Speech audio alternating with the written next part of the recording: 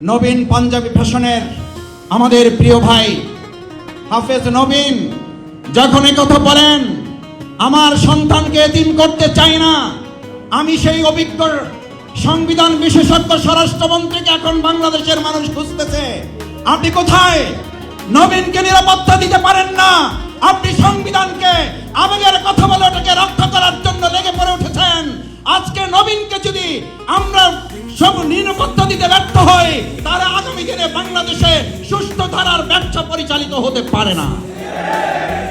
এই নবীন ভাইয়ের ব্যবসা যদি আজকে প্রভাবশালী একজন বন্ধু, এই বন্ধুর কথা আমরা বিগত দিনেও শুনেছি, এক বন্ধু একজন ব্যক্তিকে ধ্বংস করার জন্য চূড়ান্ত প্রস্তুতি গ্রহণ করেছিলেন।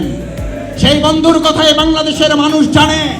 আমি বর্তমান মাননীয় প্রধানমন্ত্রী তাকে পরিষ্কার একটা বার্তা দিতে চাই, বন্ধুত্বের এরকম পরিচয় কিন্তু সেই সময় আপনার সর্বনাশ হয়েছিল।